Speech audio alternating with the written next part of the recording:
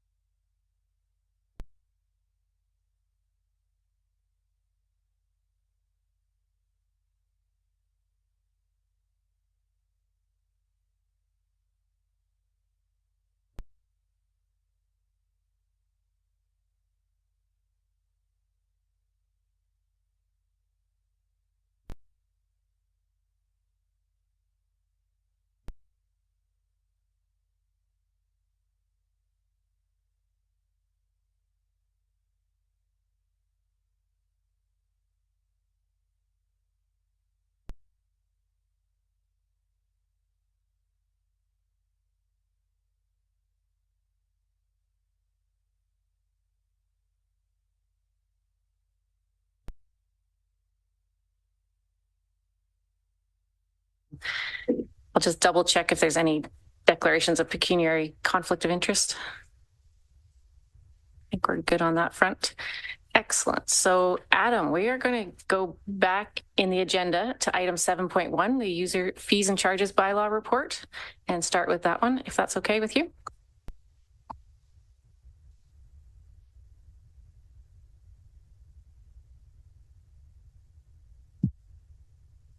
So again, thank you, Deputy Mayor Wilton, and through you, just kind of to reiterate, during the pre-budget meeting in June, Council directed staff to adjust the fees and charges for 2024 by 6% unless other factors required an increase that is more or less than the prescribed 6% amount. And the report that was presented to Council was presented with a recommendation that Council pass the bylaw to establish the 2024 fees and charges for the township, and that generally staff had adhered to the 6% guidance provided by Council in June. However, there were a few instances where deviations from the guidance are being recommended by staff and are detailed in the body of the report. So with that, I'm sure either myself or other staff members are happy to field any questions that Council may have. Great. Thank you, Adam. Does anyone have any questions or comments about the fees and charges bylaw? Councillor Jefferson. Thank you, Deputy Mayor Wilton. My question was just, I was wondering if or what it would look like if we did a 6.5% increase on Parks and Rec fees or even a 7%. That's just what I was wondering, if that would help with taking some of the pressure off the tax increase for even covering the temporary washrooms in Elora. That's just kind of where my thought process went. Yeah, thank you for the question, Councillor Jefferson, and through you, Deputy Mayor Wilton. Staff had conducted a bit of an analysis in terms of what a 1% change in the fees and charges would be for the community services segment, and it equated to approximately $20,000 in round numbers in terms of a 1% change. So if we were to introduce a 1% increase to 7%, we could anticipate additional or an offset to the levy requirements of approximately $20,000. So if you're looking at 6.5, that'd be 10,000.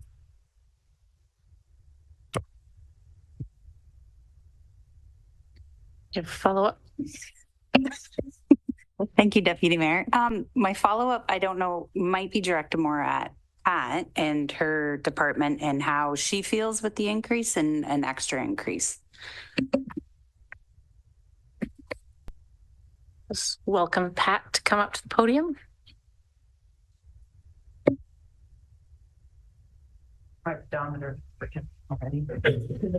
Thank you. Thank you for the question. Through you, Deputy Mayor. So I just want to take council for your information and consideration. 6% is already sort of the highest increase we have ever done in a significant number of years. In 2023, it was 3.5. 2022, it was 2.4. I think there was a number of options in 2022 and 2021 are a bit complicated because of COVID.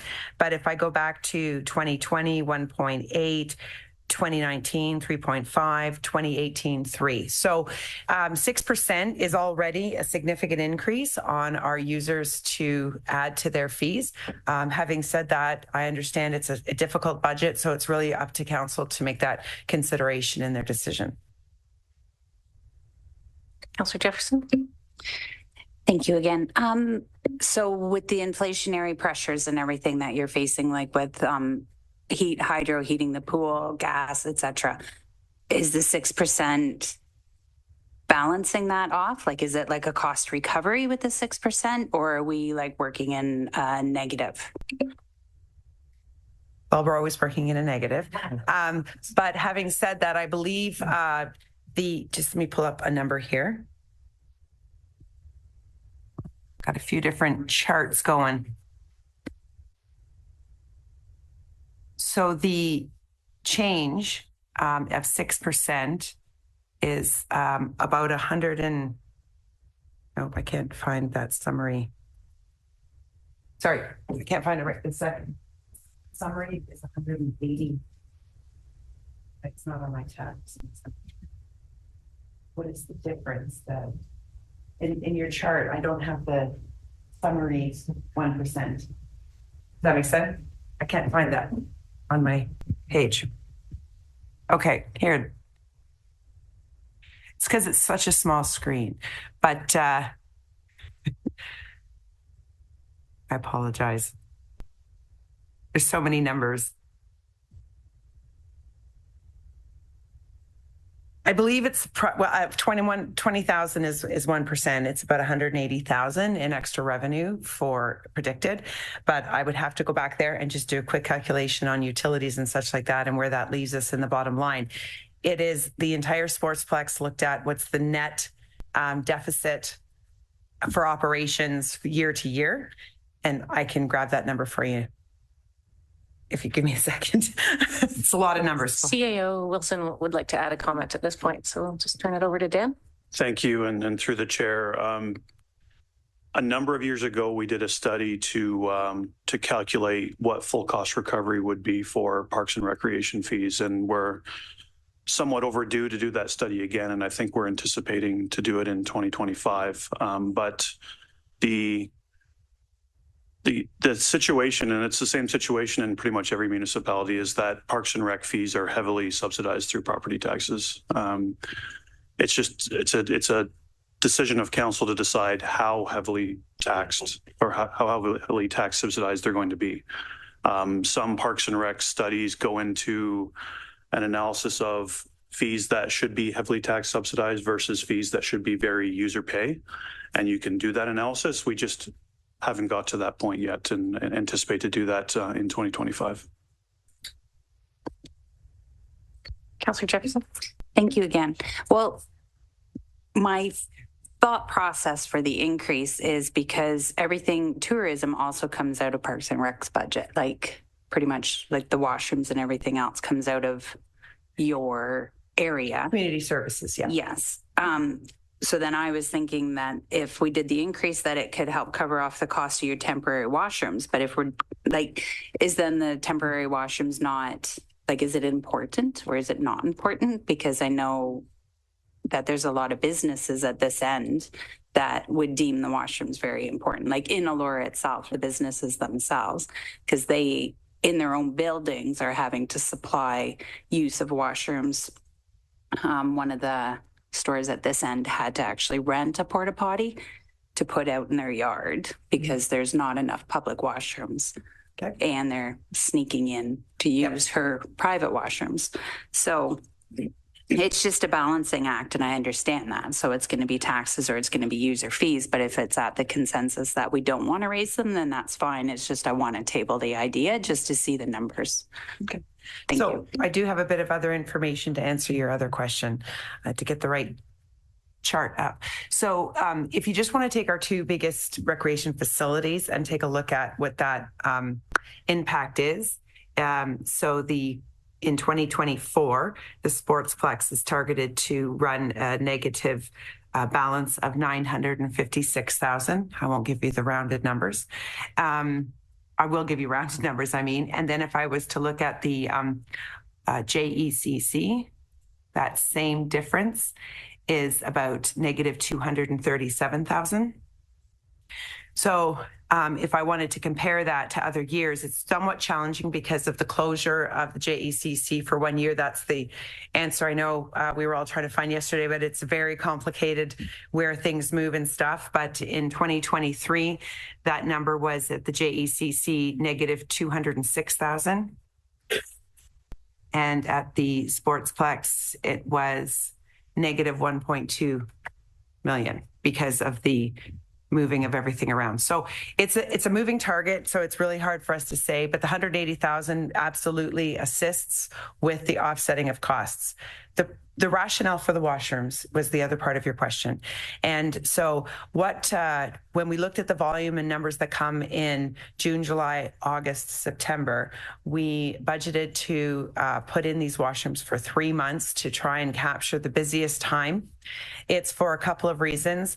One, to see whether adding more washrooms are going to offset the pressure and take a look at how many we need. By putting these 3 in, we can take a look at that.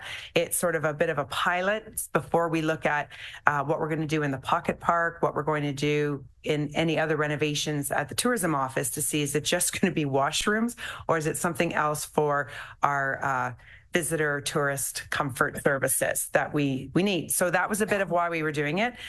We operated this year with over 50,000 people through in that time period, and we can do it again. There's still the washrooms. They just have to wait for them. There are washrooms in Bissell Park. We have the added washroom now in Hoffer Park, which was not fully operational all season last year, but it is now. So that's where we can offset some of the pressure. Great. Thank you, Pat. I have Councillor McDonald, Evoy, Waters, and I think you. Okay, so Councillor McDonald first, please. Deputy Mayor, I totally agree. You know, Hoffer Park, we just opened that not too long ago, and it hasn't seen its full capacity yet.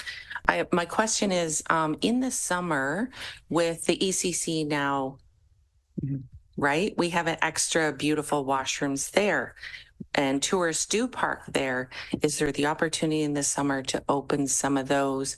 Do we have staff there that would man that, I guess, already? Yeah. Is Matt Tucker on the line? So I can answer part of that question, that I'm going to ask him about the staffing. The ECC does have washrooms at the outside of the building that were not available to be used last year because of the water being shut off during construction. So they're on the backside. They're also used for the ballparks and all of the other things. So we did put some porta potties there last year to accommodate that. But as part of our tourist information, we do share that there are washrooms there and they are open during the day, but those are not the new ones inside the building. So I can ask, we can ask Matt here about opportunities to have the other indoor washrooms open. Yeah, thanks, Pat. No, you pretty much covered everything.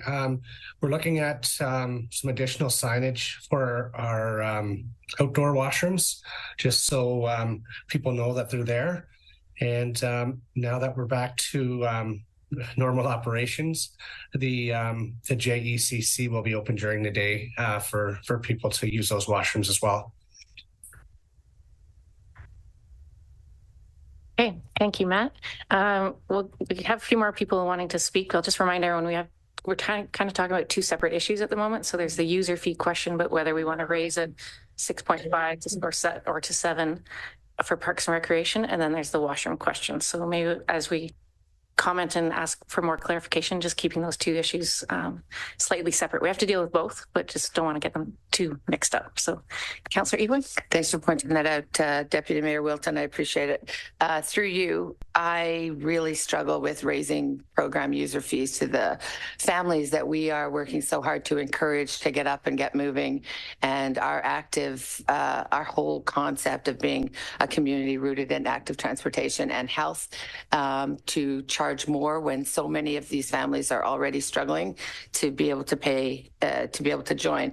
It would absolutely break my heart to see families not joining because they can't afford it, and then bring it to the other side, even to suggest that we're paying, with so much respect to my colleague, that their fees are paying for a washroom for tourism. I just can't see the connection. And I'm sure if I'm struggling, many of our neighbors will struggle too. So I think I appreciate that we're looking for ideas, but I personally don't understand this one and look forward to seeing the program in 25 roll out. Thank you. And Mayor Waters, you wanted to comment or have a question? Yeah, thank you. Yeah, almost the washroom, to me, washroom issue is more like a washroom strategy. Obviously, where was the intent of putting these portable units? I know we have Victoria Park has those. Was that where that was the unit going to go, or where was this particular unit going to be placed? So the building of the Hoffer Park washroom was to help eliminate the Victoria Park actual porta potties in the park.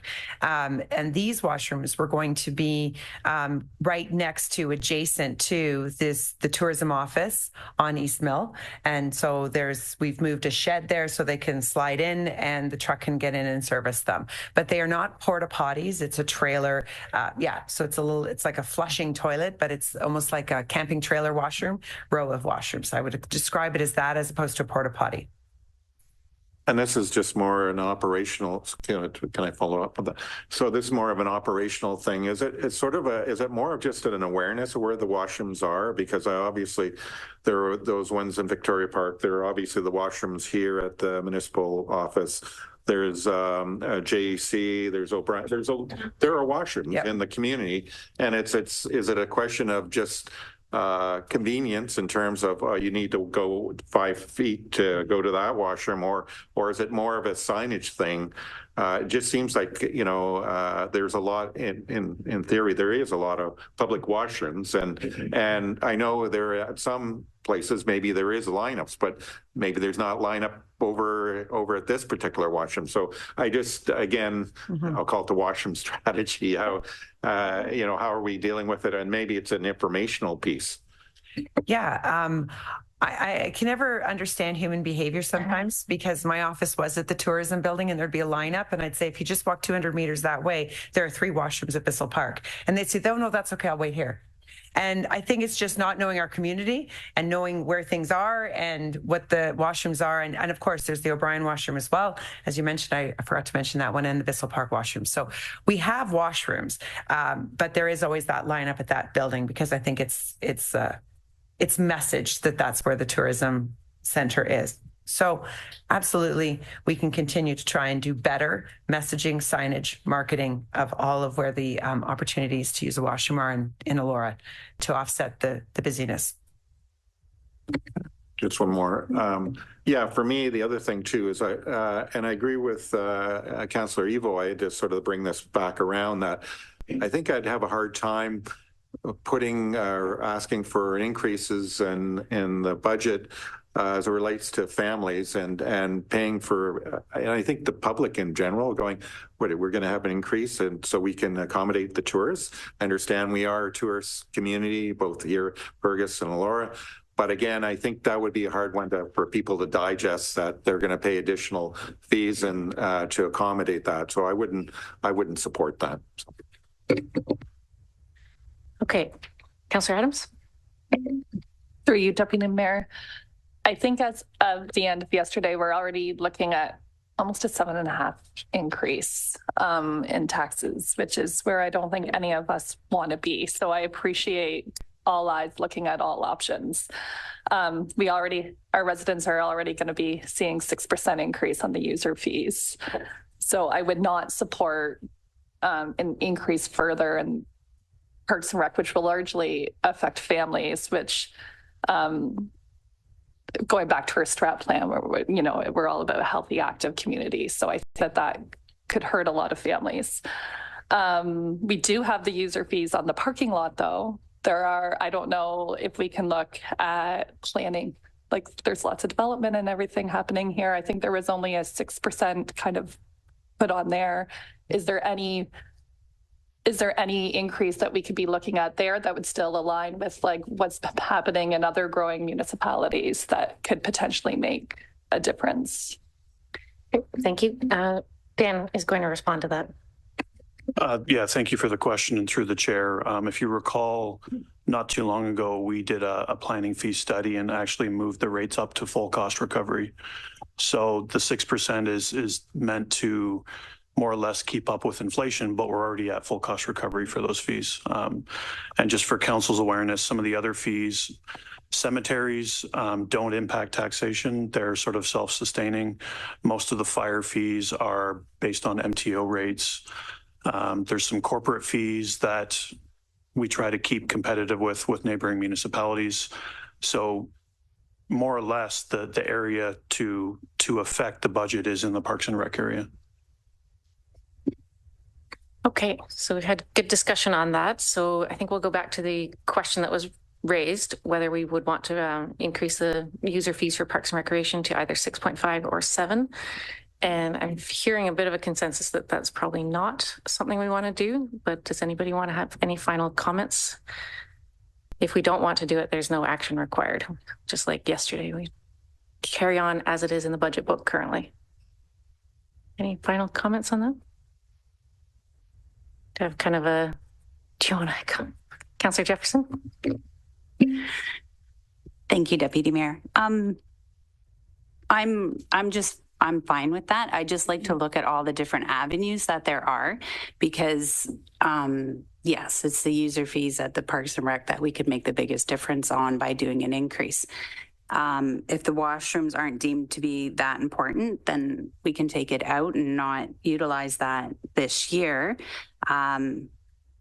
But also, if we leave the washrooms in, then we're affecting all of the families. Like with the user fees, like a 6%, if we went up a 1% on some of the daily fees in that, it's a 10-cent cost increase.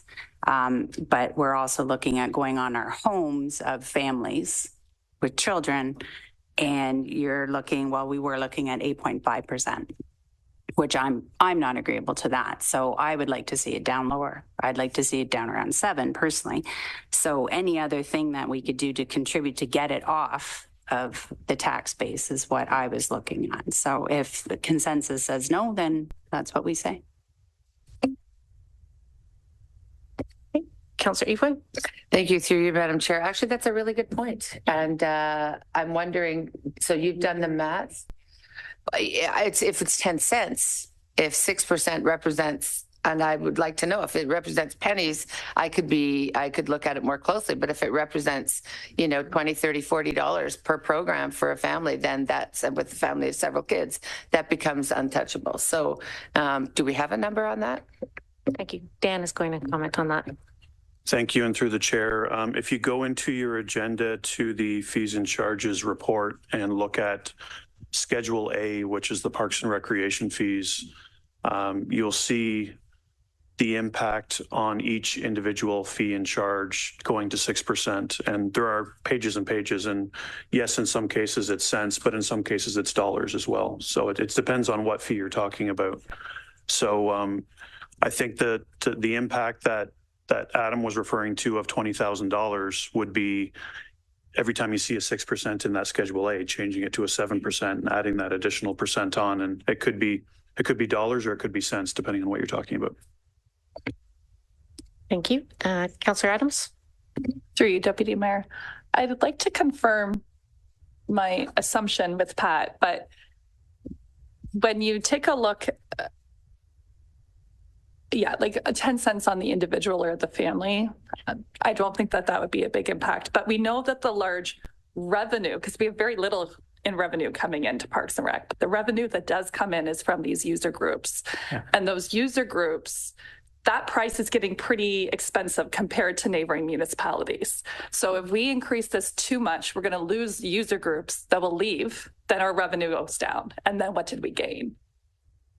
That's my assumption. I'd like to hear from Pat her thoughts. Yeah, we were just back there whispering. We're trying to calculate what does that impact of 6% mean to, as a whole, our minor sports rentals, right? So the ice or the dry pad, like what does that look like? So we're just back there trying to figure that out. But I'm not sure if Matt is still on the call, on the meeting in the sky somewhere. I can. Yeah, but I can also, we have taken a look at, we do some comparators against Wellington North, Woolwich, Orangeville, and Guelph. So those are the ones that we feel are somewhat relatable. And so if we were to look at what we charge for an hour of prime time ice, hang on, it is, hi, Matt. Do you know roughly in total on all of our user fee use of minor sports, approximately how many hundreds of thousands of dollars of rental do we take from those groups? And then we can do a quick 6% add on that. Don't need the individual, just what's the... Yeah, I don't have that at my fingertips, Pat. Sorry. That's okay. So for example, an hour of primetime ice at $237, right? I'm going to take that down to to primetime youth rate. So a primetime youth hour at this was our 2023 rates at 165.90. That same hour of ice in Wellington North is 136.73. But then you go to Woolwich, it's 164.70. Very, very comparable. And just sliding this over. In Orangeville, that prime time hour for minor sports is 211, and Guelph has it at 117. So it's very variable in the area, but we're right in the pocket now, and 6% takes us a little bit higher than that, but I don't know what their rates are coming in at for 2024 yet. So as far as comparing to other areas where we always try and make sure that we're in the zone of what everyone else is charging, you will find cheaper ice, you will find more expensive ice, but we try and look at where our local users would also play and go. I'm not sure if that answers your question. Just a sec. She's got her calculator out, but it is, like I would say, you're talking about $500,000 of rental time, adding 6% onto these user groups.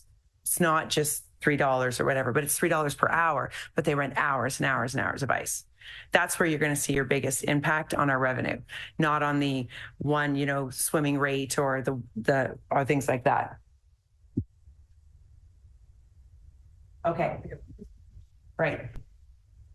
So out of all of our minor sports income, it's at $669,700. So the 6%, that's right. Each percent you go up impacts them. That's what I was going to say. Each percent is $6,700. So you're adding 6 times that. So $42,000 onto your user groups. So another percent would be just under $7,000.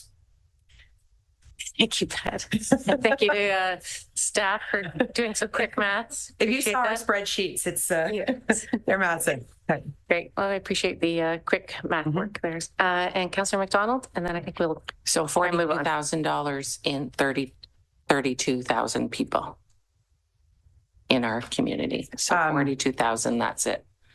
Can you ask the question again? Sorry, I'm not understanding. So you came up with $42,000 and our community is 32,000 people. Yeah. So if I weigh those both, it's not a big impact for 32,000 people.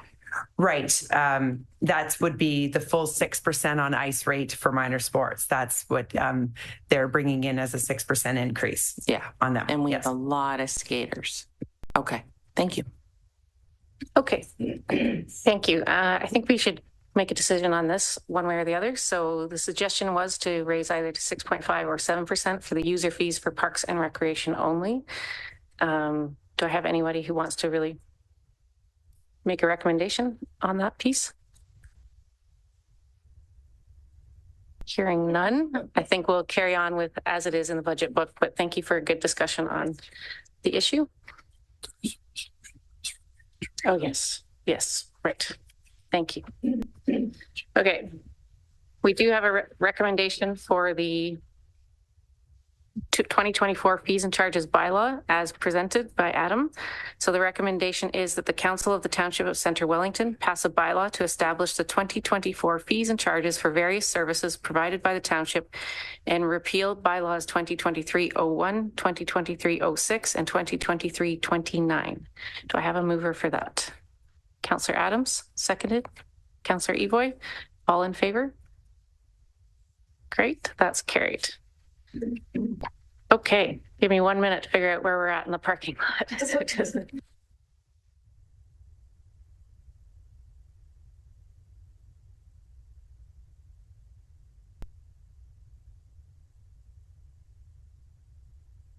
Well, I'm sad to share that we are circling back to the washroom question.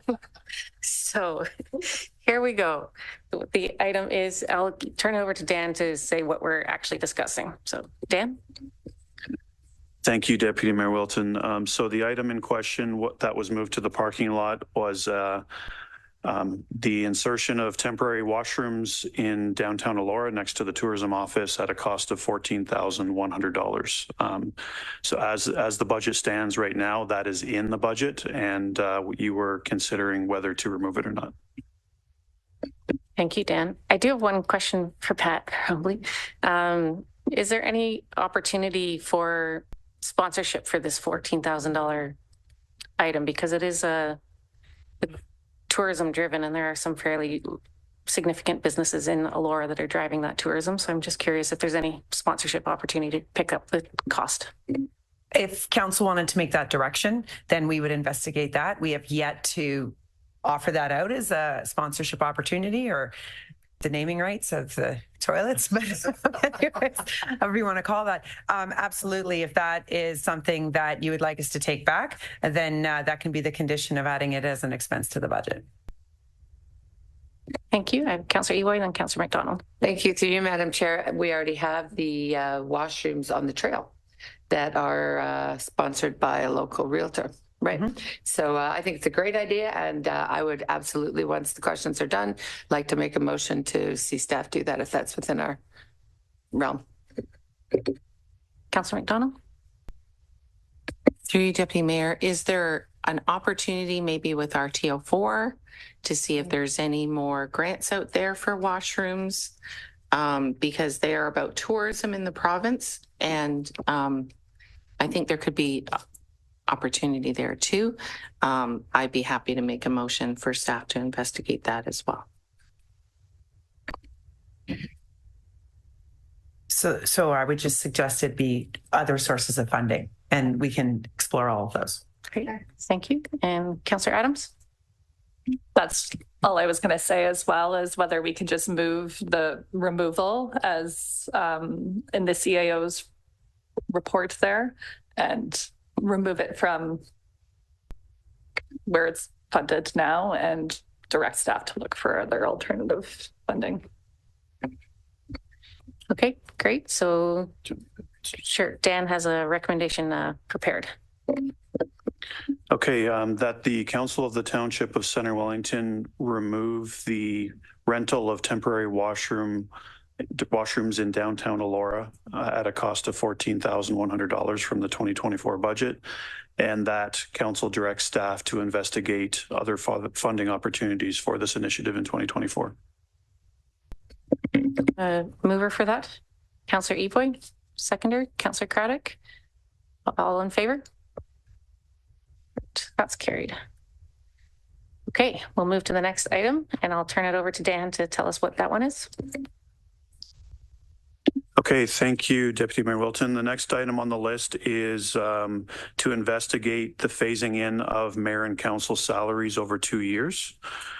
So in total, the impact on mayor and council salaries in the 2024 budget is $32,418. When you phase that in over 2 years and account for the fact that mayor and council salaries are 20% funded through water wastewater rates, the savings in 2024 would be $12,967 or 0.07%.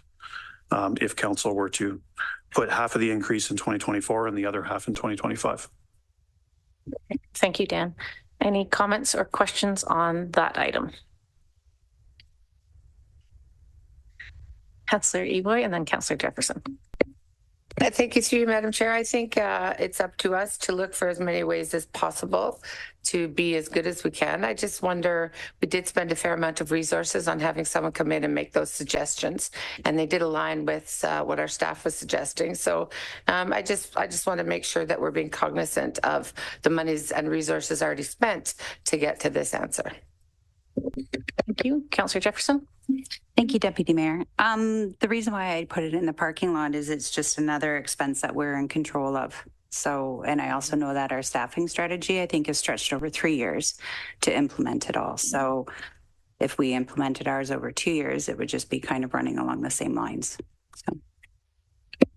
Thank you. Councillor McDonald, then Mayor Waters. To you, Mayor, Deputy Mayor Wilton. Excuse me.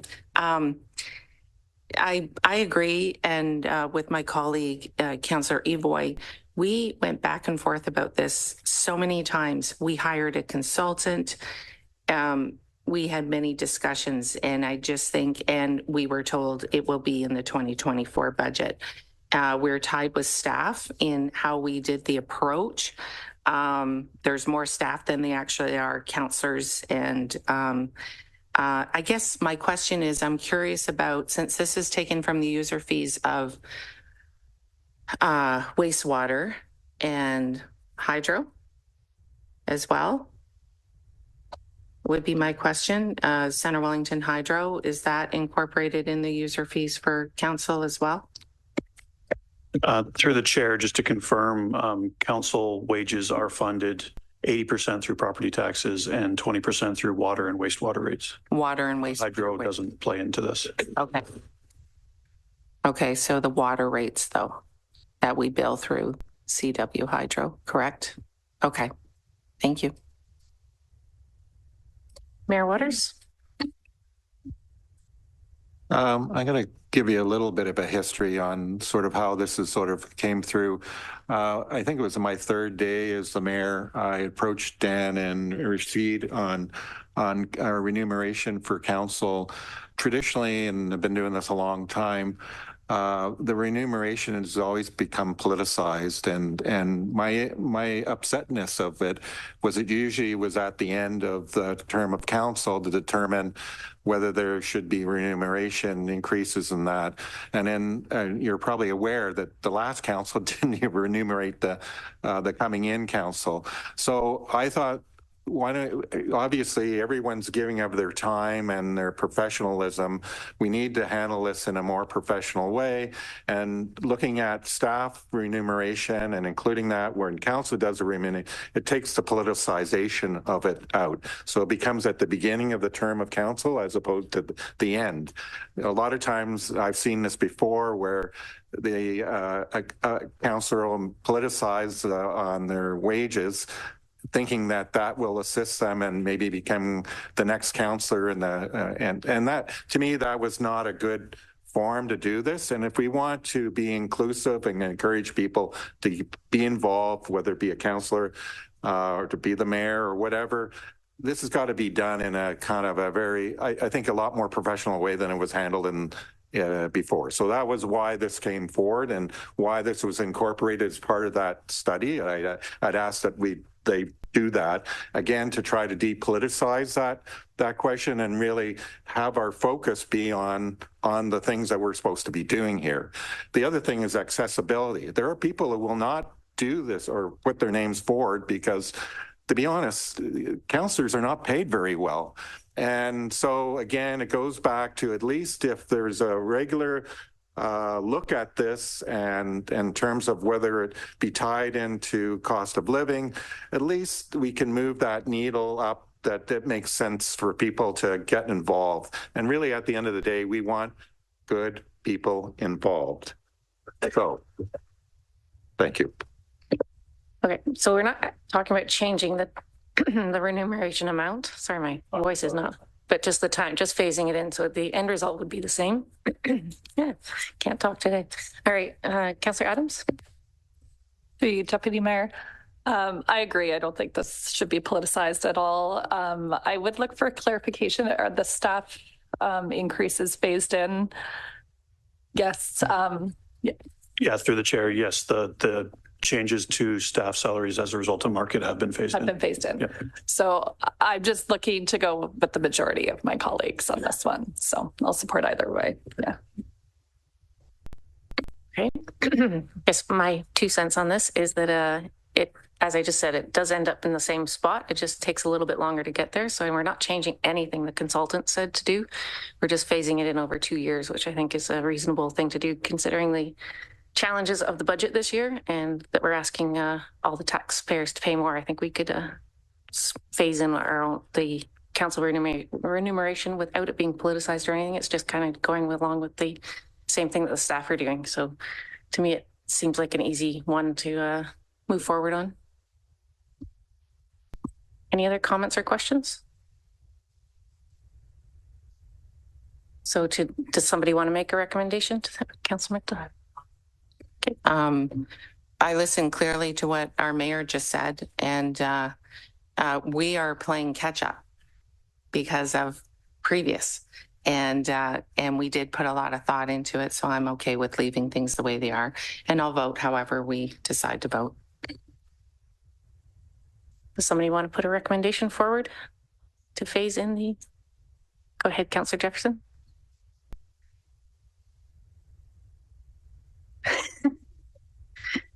I'd like to phase it in over the 2 years. Be my recommendation. I'll ask Dan. There's one here. It's not pretty, but it works. Okay, our clerk has one. So the recommendation that we can discuss is that the Council of the Township of Centre Wellington directs staff to phase in the salary increase for the members of council over years 2024 and 2025. So do I have a mover for that recommendation? Okay, Councillor Jefferson. Do I have a seconder? Councillor Adams, any further comments, questions? Councillor McDonald? So then the second year, it will be in the budget already for the second year, and then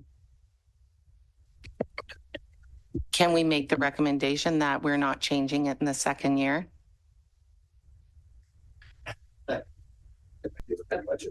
Wow.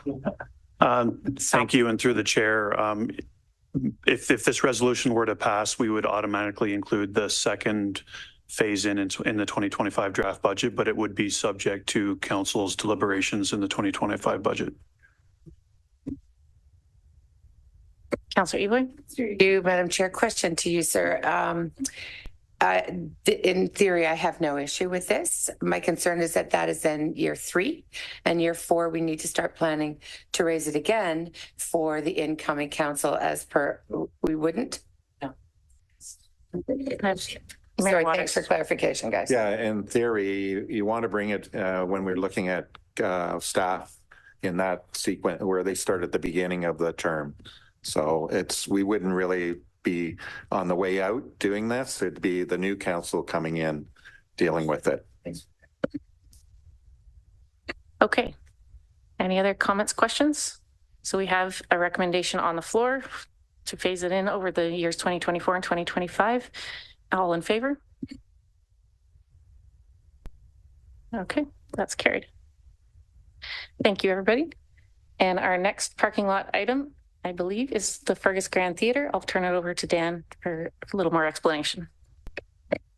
Thank you, Deputy Mayor Wilton. This one was added to the parking lot by Councillor Jefferson, and we would need to have her provide some context to the request. Sorry, yes, the Fergus Grand Theatre. Councillor Jefferson, can you provide a little more context? I feel like I'm driving the parking lot. The theater, because I was looking at the sheets and the revenue just seems a little low for the expenses. And other communities have profitable theaters and are run as a gem of the downtown. And I know Pat's working on the tourism master plan coming in for 2024. And then she's also been doing a cultural plan. I was just wanting to do something to direct the staff to investigate how to make the theater more profitable and possible future uses and being open more and available more and bring that revenue up. Thank you. I think Pat is going to come to the podium to share a little more information about the theater. And then I do have a Councillor Evoy wanting to comment or ask a question for clarification. So Pat? Yes.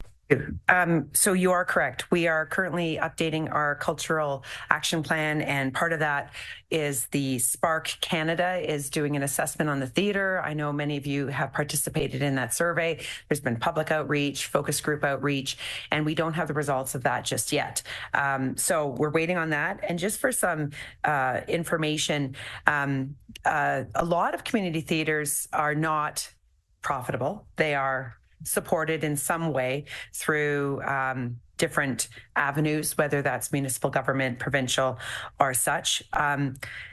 We, in 2023, have 154 dates booked, which equates to 127 days of shows out of 52 weeks. That's a really busy theater. However, we don't disagree with what you're suggesting. And I think that once we have the Spark Canada report, we are looking at a strategic plan for the theatre and bringing that back for council consideration. And we already have some thoughts that have come out of those conversations that sound really good. So I understand your recommendation, and I think if you want to give that to us as a direction, we can come back after that cultural action plan and the Theatre Spark Canada work is done and share some of those results. But I'm not certain we can make changes to this year's budget based on where we're sitting right now. Great. Thank you, Pat. And Councillor Ewood? To you, Madam Chair. I absolutely commend you for the work that's happening. I, like many of my colleagues, took part in that discussion. And as someone sitting on the EDI committee, I brought it up several times in my conversation that, like everything in our community, we need to reach further. We need to get to new groups like our cultural neighbors who have celebrations that can be used, that space can be used for. I am very excited about the direction we're heading into, and I like to see the alignment. I hope to see the alignment because they're both in your pocket of the EDI committee and embracing our cultural community as well and getting other people to use that space. So I feel very positive about your direction. Great, thank you. Any other comments or questions on the budget item for the Fergus Grand Theatre for this year's, for the 2024 budget? Seeing none, I don't think any action is required then, or do you, Councillor Jefferson, back to you as you raised it. Is there an action, do you want a specific? I just want to make sure that it's like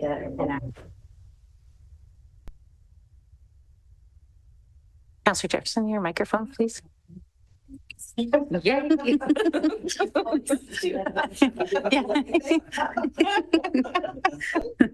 I don't like, should it be made as a recommendation to be voted on? That's what I'm trying to figure out. Thanks. That I want effort put with the theater, that it's actually become something. I was just going to suggest I would welcome a resolution from council to come forward to give us direction to come back in 2024, either before the budget or whatever, to share thoughts, ideas, present the outcomes of the study, and seek feedback from this group, from the DEI group, from the HCAC group, to make sure we're on the right path and everybody supports where we're going with the theater. Okay, can I do that then? I turn to our clerk of CAO to say whether it has to be resolution or whether it can just, that's enough direction for us to come back. Okay. Dan has a recommendation he can say. Thank you, Deputy Mayor Wilton. So one suggestion is that the Council of the Township of Centre Wellington direct staff to investigate the profitability of the Fergus Grand Theatre and report back prior to the 2025 budget. Okay, thank you, Dan. Is there a mover for that recommendation? Councillor Jefferson, seconder? Councillor McDonald? Any further comments or questions? All in favor? Great, that's carried. Thank you, Pat. Great. I think we're making good tracks on our parking lot. So we have, what is the next one? I'll turn it over to Dan. Thank you, Deputy Mayor Wilton. The next one, Councillor Adams had indicated she wanted to discuss the Environmental Services Administration portion of the budget. Thank you. Councillor Adams, do you want to provide a little more context, please? Through you, Deputy Mayor. Can I confirm this is our last parking lot item? In which is that? Okay, all right. This honestly was one where I saw there was a $2 million operation and maintenance budget, and we're in a hard budget year. So I just wanted to take a closer look here and talk to staff and see if there was anything here that could potentially wait and be moved to 2025, that wouldn't increase, obviously, any kind of like, wouldn't impact any kind of like risk or anything to the community. It was just a general inquiry. Okay, CAO Wilson's going to answer that or comment on that. Thank you. And through the chair, the environmental services budget is funded through water and wastewater rates. And the water wastewater rates are predetermined based on our water wastewater rate study that's completed every 5 years. The rates for 2024 were actually set in 2020 when we established that rate forecast and have not changed based on the forecasted rates set in 2020. And we'll do the same thing in 2025 for the next 5 years. Changing this page has no impact on taxation, and we have not deviated from the water wastewater rates outlined in the study. So if council is looking for additional ways to reduce the impact on property taxation, this page doesn't do that. Thank you, Dan. Any other comments or questions? No? Okay, so I don't think there's any action required on this parking lot item. We'll leave it as is in the budget book. Great. And our next parking lot item and last one, I believe, is the Elora BIA. So Dan? Yes, thank you, Chair. Through the delegation for the Elora BIA, they had requested an interest-free loan from the township of $50,000. If you recall, every year our treasurer brings forward a report to council indicating that we have the ability to grant interest-free loans to different organizations. And we keep track of those loans and report them to council annually. And there's a policy that sets forth what you can and cannot do with it. So staff thought it was prudent to add this to the parking lot just because the Elora BIA budget is predicated on having this interest-free loan. So it would require council to pass a resolution to award them an interest-free loan of $50,000, and then that would be part of the normal reporting process through our treasurer. I don't know if Adam wants to add anything to that. Thank you, CAO Wilson, and through the chair.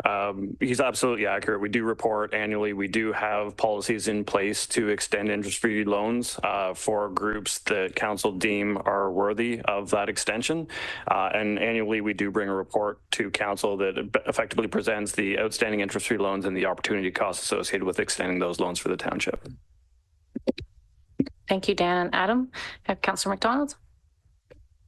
Through you, Deputy Mayor Wilson, with all the hardships that the BIA is having probably this year with the downtown being closed in several directions, I'm very okay with this loan. I'm also very okay that if we approve this loan, can we look at things? I don't know the legalities of it. Can we look at grants and other options or direct the BIA to look at in a direction of that to offset those costs for them?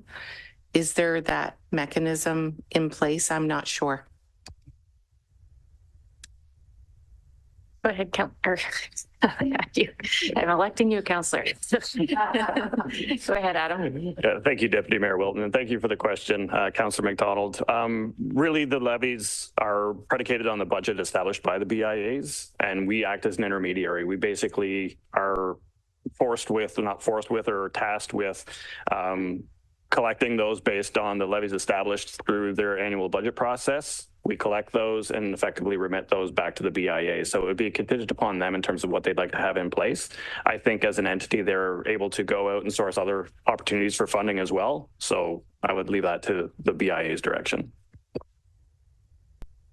Thank you, Adam. I had Councillor Evoy and then Councillor Jefferson. Through you, Madam Chair, thank you so much. Before I ask my question, I need clarification over how long does this loan last? Go ahead, Adam. Yeah, thank you for the question, Councillor Boyd. Typically, when we extend interest-free loans, they're not to exceed 5 years. Okay, thanks for clarifying. And then my question would be, could the Fergus BIA ask at any time, or is it just at budget that they're allowed to do so?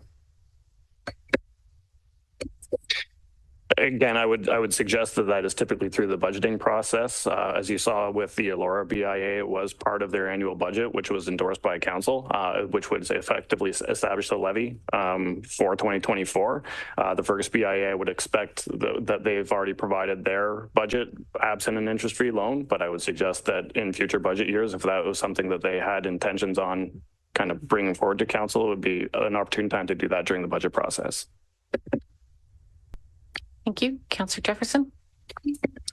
I also just wanted to clarify with Councillor McDonald's questions about the grants. Kristen from our township is working with the BIAs, and she's amazing at tracking down grants and getting the information out to the BIAs. So both of them, we've been taking advantage of them where we qualify. Thanks. Okay, thank you. Yep. Dan, over to you. Thank you. And through the chair, just to clarify, providing an interest-free loan to the Elora BIA does not impact taxation. It's just a loan we provide that gets paid back over 5 years. Yes, I believe we'll need a recommendation that we would approve an interest-free loan for $50,000. So if you'd like to make that motion, Councillor McDonald. Okay, do I have a seconder? Councillor Craddock. Any further comments, discussion? Okay, all in favor? And that's carried, and we don't.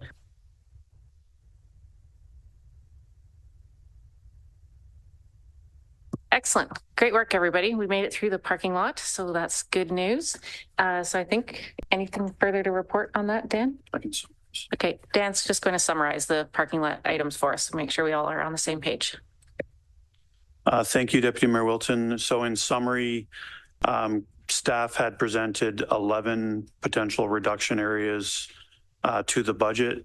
Council has passed 5 of them. First one being termite management, the use of 3% OLG funds at $88,500. The second one, increasing revenue of committee of adjustment by $5,000. The third one is increasing investment income by $50,000. Number 4 is reducing the transfer to capital from an asset management perspective of $50,000. And the 5th one is the removal of the rental of the temporary washroom funding of $14,100. In addition to those 5 items, council has also passed a separate reduction to phase in the mayor and council wages over 2 years at an impact of $12,967. So in total, property taxes have been reduced by $220,567, which represents a 1.16% reduction in property taxes.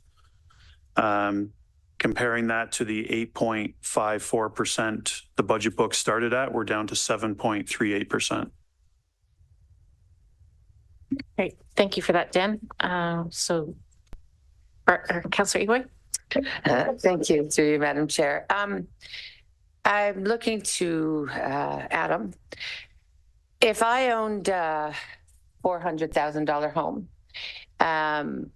just for full clarity, I'm probably, or an average home in our community, I'm paying what now? And what does this increase mean next year? In just plain straightforward dollars, please. Yeah, thank you for the question, Councillor Egoy, through you, Deputy Mayor Wilton.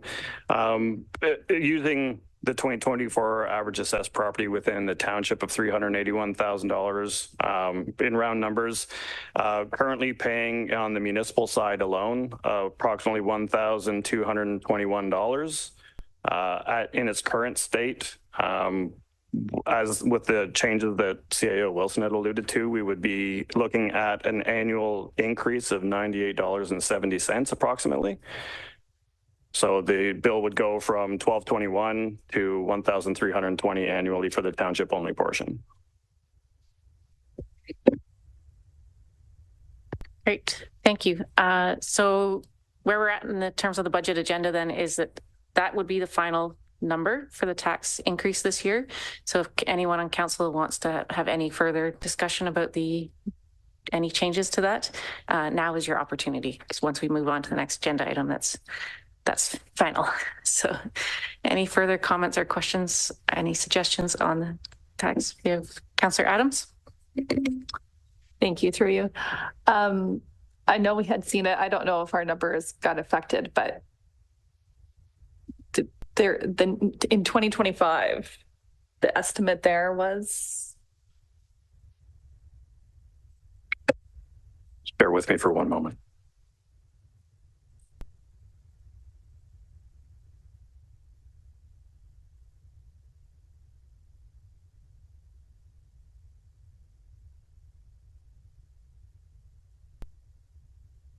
Yeah, sorry for the delay. In previous date, the 2024 budget was at 8.54. The 2025 forecast was 4.96. And the 2026 forecast was to be 5.73%. It will take both myself and Mark a little while to roll through some of those changes in terms of the deferrals through, but we will be addressing that as we come through the calculation for the bylaw for 2024, and hopefully have some more direction or some clarity around that come December 18th. Thank you. I think I had Mayor Waters. Did you have a comment or a question? Yeah, I know I'm getting probably a little ahead of myself, but with what the county is forecasting and our projection here, sort of what would that blended rate be? So just to give the folks out there sort of an broader understanding, because as Dan Wilson, our CAO, had indicated, what we're doing here is a proportion of your overall tax rate. So maybe a little bit of discussion about that and what that means. Thank you for the question, Mayor Waters, and through you, Chair. The increase from 1221 to 1320 on the township side, we would also layer in the dedicated capital levy, which would have no impact because we haven't increased that year over year, but that would see approximately $116 contribution on the average residential levy. And then we've got the county levy. In that last draft that I saw, they were anticipating a 5.3% increase. So that would see their levy go from approximately $2,536 to $2,670 for a total tax bill. Oh, sorry, I neglected to mention the education levy, which we anticipate will be flat year over year.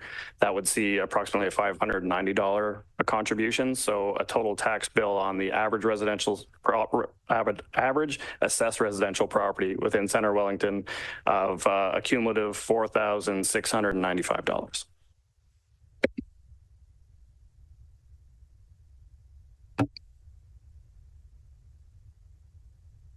Oh, percentage increase. That was, sorry. Yes. With our contribution flat on the dedicated capital levy, the 5.3 on the county, we would see an average of about 5.22%.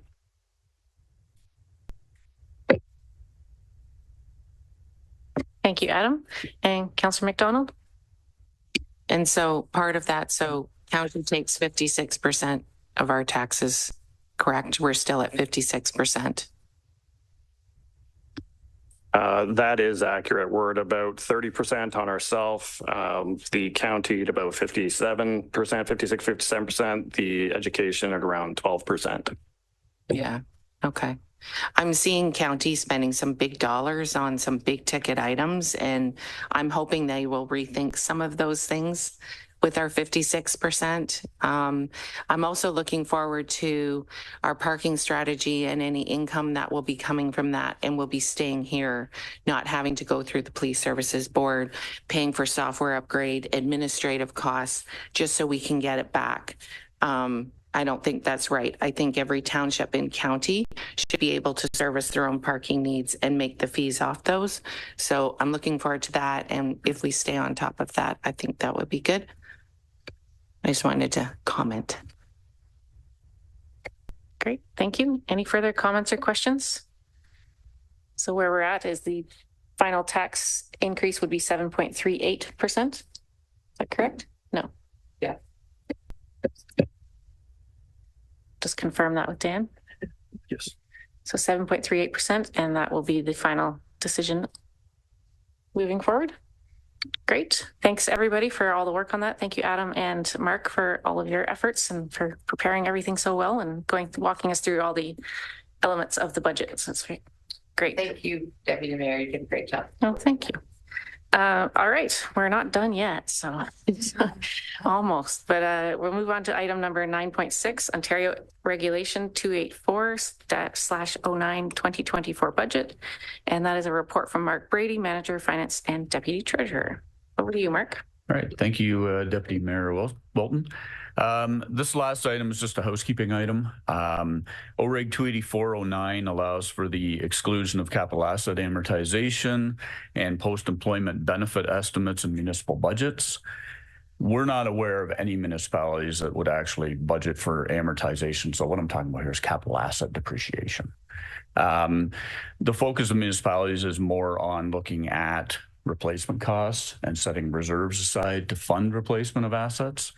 But bottom line is, if this report is not accepted annually, then the township would have to include amortization in their tax levy. Okay.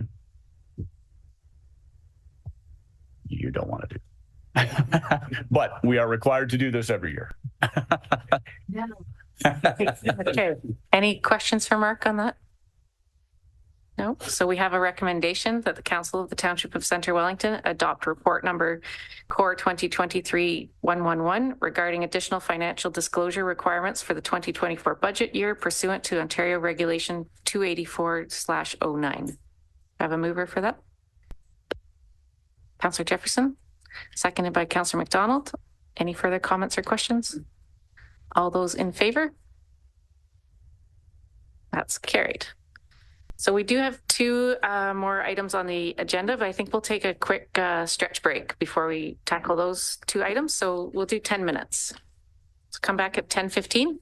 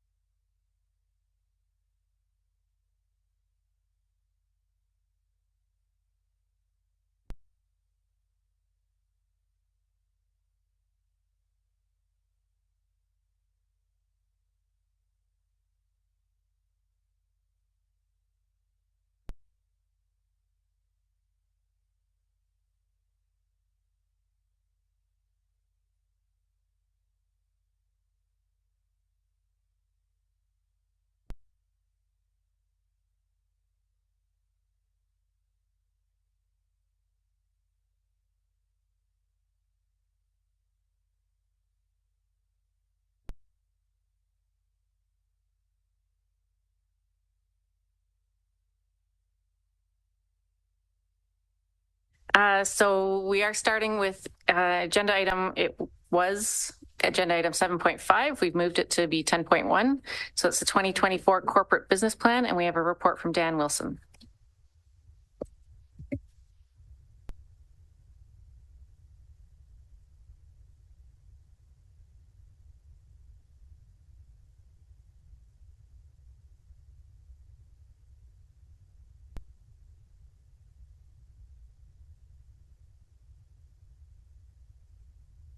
Forward with this first business plan. I believe the first time we brought this initial draft to you was at the October pre-budget meeting, and said that we would be monitoring and tracking any changes since then. The only change that we have made from the October meeting to the business plan that is published in the agenda today is the inclusion of the Geary Road reconstruction project, which was not in the initial draft because it was more of a staff determining the timing of development related projects. And one of the last changes we made to the budget was moving the Geary Road reconstruction from 2025 to 2024. So everything else is as you would have reviewed it in the October pre-budget agenda. With the changes that council has made to the budget, there are a few more amendments that we'll need to propose to this business plan just to make sure that it is in alignment with the budget that's being passed by council. And keep in mind, this business plan is going to be the tool that staff use to determine scheduling and workloads and projects and initiatives of all of our staff going forward. It's that direct connection between the strategic plan, the budget, and the business plan that we're really focusing on. So let me go through some of the amendments, or all of the amendments that we are proposing as a result of the changes that were made to the budget over the last 2 days. I'll try to refer to pages in the business plan itself, and I'll be referring to the number at the bottom right-hand side of the business plan, so the hard-coded page number in the business plan itself. So let's start on the resolution that council made for us to, as a staff, meet with Elora Center for the Arts and talk about ways in which we can collaborate and work together and start those conversations. That is something that's currently not in the business plan. So if you go to page 11 of the business plan, this is under the activity, health, and wellness goal of the strategic plan, with the priority of encouraging arts and culture. What we are proposing is adding a 6th staff initiative to this list. That would center around working collaboratively with the Elora Center for the Arts to investigate ways in which we can work together going forward. And that would be assigned to my department, the CIO department, as the lead department. And then I would bring in other areas like finance and community development as needed to assist me with that. So that would be the first proposed amendment. Can I just interrupt for a second, Dan? I think Mayor Waters has a concern or a question. Yeah, sorry, I declared a conflict on that. I wasn't realizing you were going into that. So if you wouldn't mind, I would prefer to just step out. That'd be it. Okay. Yep. And then we can deal with this one separately and then come back to the rest of the amendments. Sounds good. We can do that one first. Yep. Okay. Thank you, Mayor Waters, and we won't forget you. We'll come get you. Okay, so we'll deal with this one separately, and then we'll go through the rest as a batch. So anything else you need to add to that, Dan? And apologies for interrupting. No, that's it. Thank you. Okay. Councillor Evoy, question? Thank you, through you, Madam Chair. Yeah, I'm just curious where Sensational Elora falls into this picture, the amount of work. So I see us working with the Elora Center for the Arts to improve all of this, but lest we forget some of the other groups doing some pretty serious work around cultural and arts and culture as well.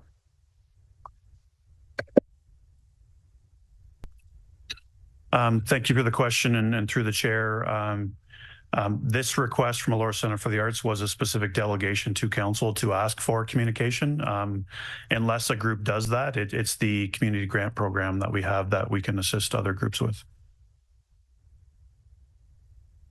Great, thank you. And are you looking for a recommendation or to amend that, or how are we handling this? Sorry, I should have worked this out ahead of time, I guess. Yeah, thank you. And maybe I can get the clerk's assistance with this. I was originally going to look for an approval of the business plan as amended in total at the end of the entire process. But do we need to split out the Elora Center for the Arts separately?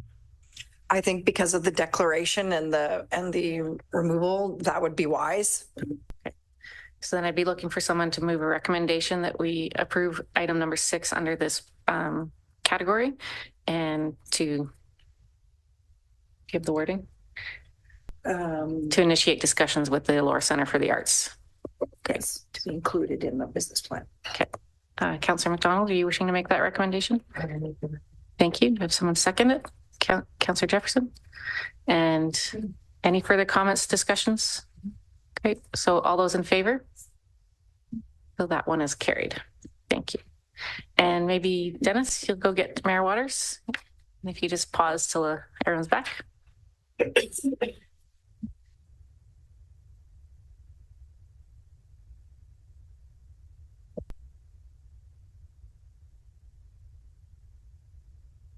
Super, thank you. So the rest of the amendments will go through as a batch and then we'll make decisions at the end. Thank you. Carry on, Dan. Thank you, Chair. And if you like, we can pause for questions after each amendment and then summarize and do the resolution at the end. Okay. Amendment number 2, if you go to page 9 of the business plan, this is under economic prosperity, and the initiative is to welcome and accommodate tourism tourists. So if you recall, there's 2 initiatives here, number 2 and 3 on this list. The retrofit of the tourism office space is number 2, and number 3 is the design of the washrooms at the tourism office. Those projects were deferred to 2025. So the amendment would be to eliminate those 2 initiatives from the business plan. Great, thank you. Any questions or comments on those 2 items? I think we had a good discussion on that earlier today, so thank you.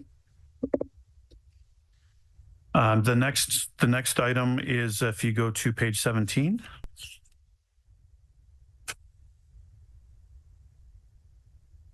This is under activity, health and wellness.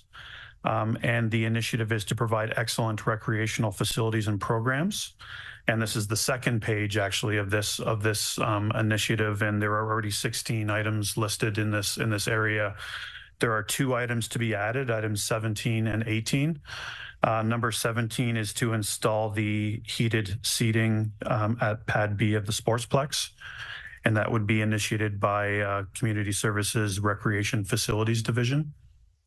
And the second one, number 18, would be the purchase and install of the basketball nets in the Sportsplex Hall, also initiated by the Community Services Rec Facilities Division. Thank you. Any questions or comments on those 2 items? Great. Thanks, Dan. Thank you. One last revision, page 11.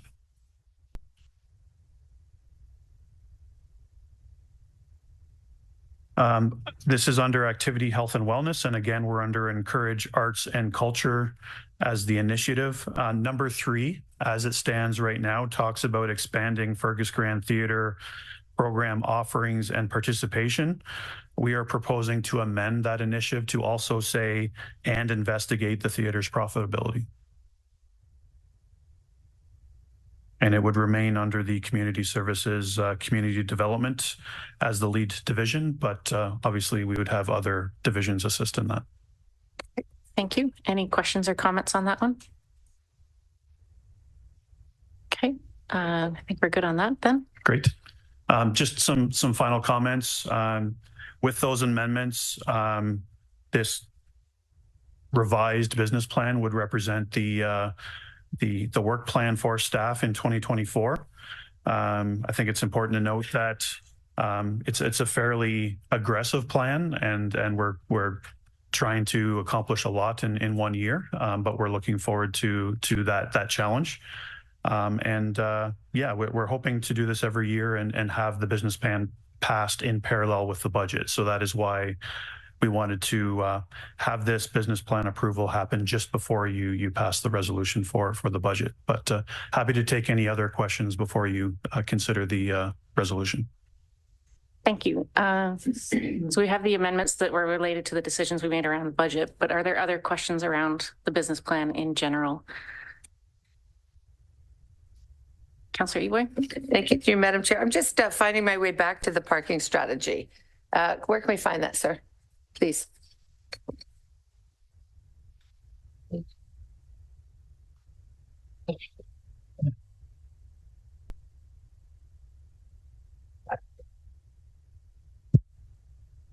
It actually shows up in a number of areas because the parking strategy impacts many areas of the strategic plan, but it does start on page 6. Yes. So I have a couple questions. So Brett's been nice and quiet the whole time, so I thought good to bring him into the conversation. So it's on page 19. Is in number 1, investigate and begin implementing community planning permit system, the CPPS. And we also have number 4, eliminate exclusionary zoning, which I'm all in favor of. That's great to see it there. But I'm just curious if if we need to be updating our official plan first, and that would maybe take care of the eliminated exclusionary zoning would happen through that process. And I believe to implement a CPPS, that comes as an amendment to an official plan or as a associated bylaw. So I'm just a little bit worried that our official plan is quite out of date in some of the associated zoning bylaws, if we need to be updating those first or in tandem even. Any more clarity on that would be appreciated. Okay, Thanks. thank you. Through you. In terms of the question about the CPPS, in order to implement a CPPS, you have to have authorizing policies in your official plan. And in this case, they are in the County of Wellington's official plan. So the way the county's official plan works, it is detailed enough for it to replace a local plan. So our OP is discretionary. We don't need to maintain our own OP. So in the context of these authorizing kind of policies, it's easier to have them go in the county plan than it is to have to wait or go through a second amendment to put them in ours. I guess that's also my answer with respect to some of the things like exclusionary zoning. I would say I do think the county OP, they are in the middle of looking at amendments right now to enhance the way it deals with housing. So we'll be commenting on those, I think. But again, the preference is for these amendments to be made at the county, so we don't have to sort of wait for an MCR process or something to be completed and then amend ours to take longer. For sure, I would say the way that county and township OPs are written, if we were to do maybe a more aggressive elimination of exclusionary zoning, then our OPs would need to be updated for sure. Thank you for that. Yes, I'm just curious, I guess, why we wouldn't want to be updating our OP so we'd have more direction over our own policies around planning and development. Well, I think, again, we and Aaron are the only 2 out of all the municipalities in the county that have chosen to have their own OP. In terms of implementation, given the detail that's in the county plan, it's actually, I think, would be better if we had a set of even local policies that are in the county OP rather than to keep our own separate official plan going forward. That's a discussion we can have for another day. But it just, by having our own, but we have to conform to the county, then, so the county's got to do it first. And then we have to bring ours up to date to be consistent with the county. So it just takes longer for everything to be implemented. So that is sort of the direction that I think we're better off going in, but that's a decision for another day. For sure, we need to update our OP or the policies, whether it's in the county or our own. Thank you. Mayor Waters? Yeah, and I know I've had discussions with Sarah about that, and there's a very good understanding that Central Wellington is a different fish in comparison to the rest of the county and need to have their own kind of own special treatment that way. So there has been those types of discussions. So great. And then on the CPPS, investigate and begin implementing, is there going to be a step in there where council can decide whether the CPPS is actually the good way for the township to go in, or how do you envision that kind of process unfolding? Well, I think there's usually a study component and then the adoption of the bylaw itself. So I think we do have a commitment in that we have a capital project that's approved to proceed, and we're working on the terms of reference. But that study will be the evaluation of the weights of the benefits and constraints. And I suppose at the end of the day, if council chooses not to actually pass the bylaw, then of course you have that authority. Thank you. All right. Any further questions or comments on the business plan items?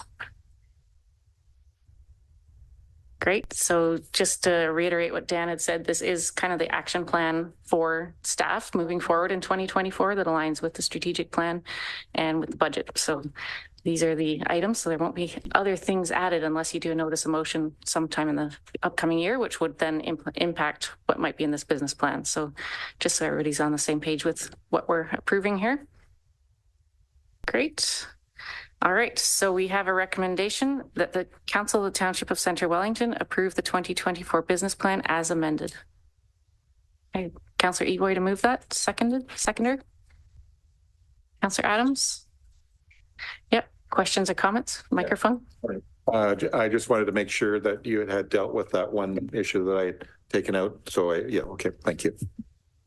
Okay, any other questions or comments on the 2024 business plan? Okay, it's moved and seconded, so all in favor? And that's carried.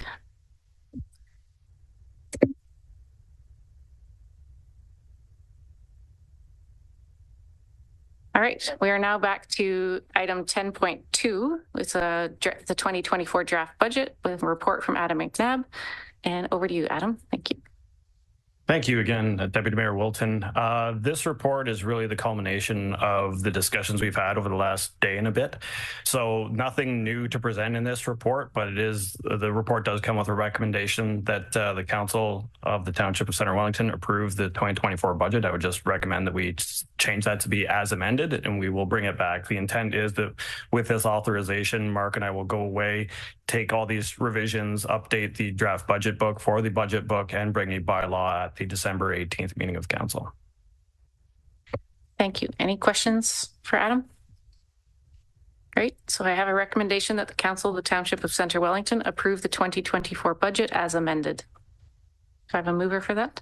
Councillor Jefferson? Seconder? Councillor Adams? Any further comments or discussion? Seeing none. All those in favor? All those opposed?